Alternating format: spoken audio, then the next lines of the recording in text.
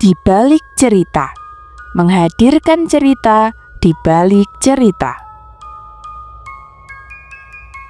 Klik like dan subscribe untuk berlangganan.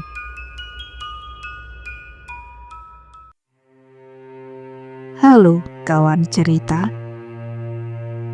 Kali ini di balik cerita akan menyajikan sebuah kisah yang berjudul Rumah Tanah Wakaf Kuburan. Seperti apa ceritanya?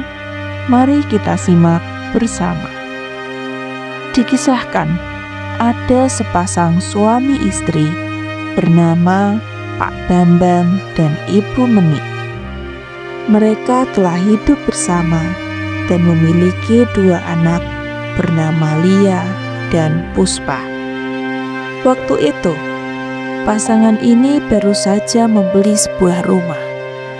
Sebuah rumah yang diketahui sudah lama kosong dan tidak pernah ditempati. Namun, karena sang ayah yang sudah terlanjur suka dengan rumah ini, mereka tetap membeli rumah itu. Sebelum tinggal di sana, Lia sempat bercerita kepada sang ibu bahwa ia memiliki perasaan aneh dengan rumah tersebut. Namun, ibunya tidak mau ambil pusing dan hanya mengabaikan perasaan anaknya. Saat proses pindahan berlangsung, keluarga ini mulai menata perabotan di setiap ruangan. Dan kebetulan, Lia mendapat kamar di lantai 2, dekat dengan kamar adiknya. Saat Lia perlahan menaiki tangga, terdengar suara air dari kamar mandi yang ada di lantai atas. Lia mengira jika Puspa adiknya sedang berada di kamar mandi itu. Padahal sebelumnya, Lia melihat bahwa Puspa masih berada di lantai bawah untuk merapikan beberapa peralatan dapur. Lia kemudian meneruskan langkahnya hingga berhenti di depan kamar mandi dengan pintu setengah terbuka. Masa iya Puspa di kamar mandi tapi tidak menutup pintu? Lia pun dengan diselimuti rasa penasaran, kemudian mengintip setengah pintu yang terbuka itu. Ia hendak menyapa adiknya itu untuk menutup pintu agar tidak terlihat dari luar. Tapi saat Lia mulai mengecek, betapa kagetnya Lia. Ia melihat ada sosok perempuan berbadan bungkuk yang sedang menyiram badannya di bawah shower dengan suara air yang ia dengar. Ketakutan setengah mati setelah melihat perempuan aneh itu. Ia pun langsung berlari kembali ke lantai 1 dan mengadu kepada kedua orang tuanya. Namun sayangnya, ketakutan Lia tidak disambut dengan baik. Ayah dan ibunya tidak percaya dengan apa yang diceritakan oleh Lia. Karena setelah mereka periksa, mereka tidak melihat perempuan bungkuk sama sekali. Bahkan, kamar mandinya masih kering kerontang, belum pernah digunakan sama sekali. Beberapa bulan setelah kejadian itu, Pak Bambang dan keluarga hidup biasa-biasa saja di rumah itu. Tidak ada lagi hal aneh atau mencurigakan apapun. Hingga suatu saat, perasaan Lia kembali dibuat takut karena mamanya mulai mengalami serangkaian kejadian aneh.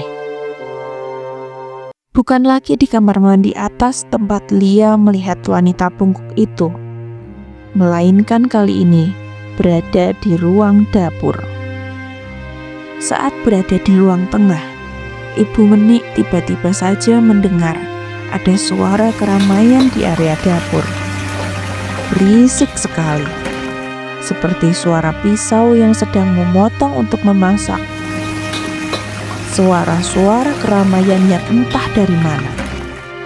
Setahu Bu Menik, tidak ada di rumah itu yang bisa memasak selain dirinya.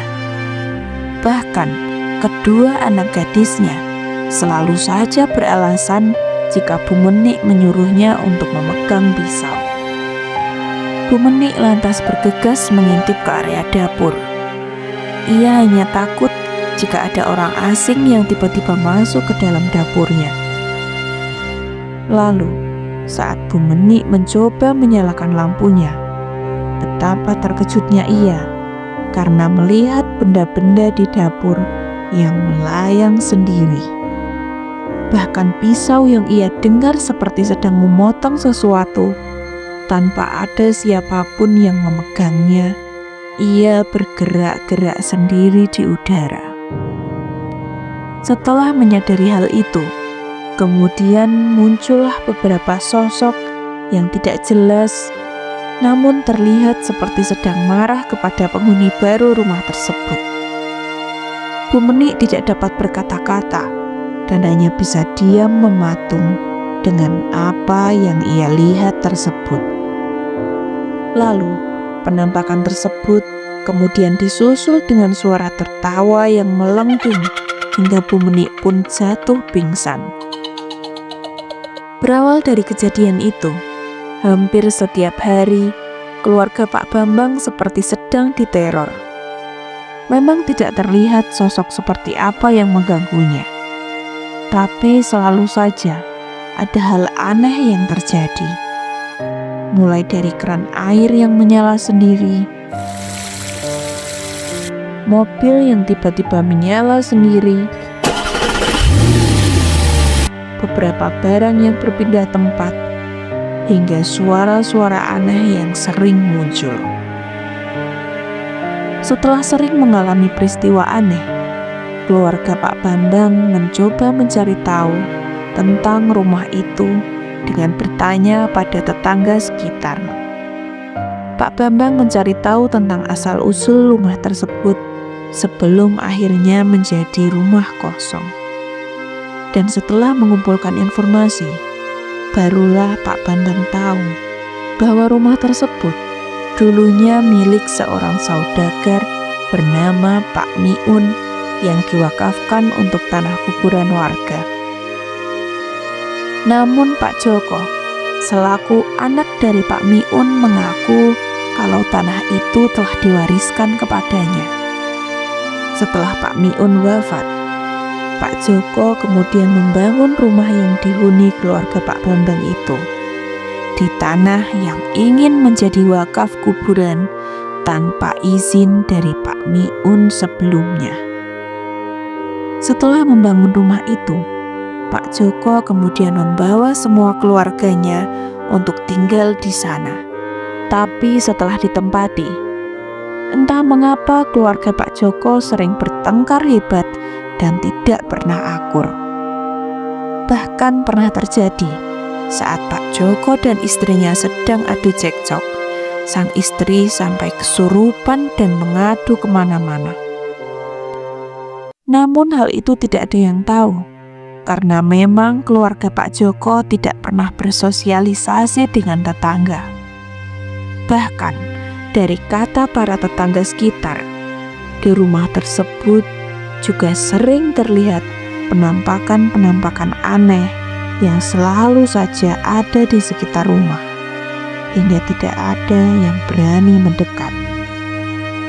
Tidak lama setelahnya, Pak Joko pun meninggal dunia dalam kondisi sakit yang aneh. Istri dan anak-anak Pak Joko pun kemudian memilih untuk pergi meninggalkan rumah itu. Dan semenjak itu, rumah menjadi terbengkalai dan menjadi rumah yang menakutkan bagi warga sekitar. Mendengar kisah itu, betapa merindingnya Pak Bambang. Ia tidak menyangka keputusannya untuk membeli rumah itu adalah hal yang salah. Lalu, semenjak tahu tentang hal tersebut, Pak Bambang pun memutuskan untuk kembali mencari rumah baru dan menjual rumah tersebut. Dan kabarnya, untuk saat ini rumah tersebut sudah digusur karena ada pelebaran jalan untuk pembuatan jalan tol. Begitulah sebuah kisah rumah yang dahulunya ingin menjadi wakaf kuburan dan justru malah memunculkan hal-hal aneh. Bagaimana menurut kalian? Apakah kalian pernah menjumpai kisah serupa? Atau bahkan kalian memiliki cerita yang lebih seru tentang hal-hal di luar nalar? Silahkan tulis di kolom komentar. Dan jika kawan-kawan memiliki cerita yang ingin dibagikan kepada kami, bisa kirim melalui email di balik cerita. Sebelum berakhir, pastikan kawan-kawan sudah menekan tombol like dan tombol subscribe agar bisa terus mengikuti cerita-cerita berikutnya. Karena di balik cerita masih ada cerita.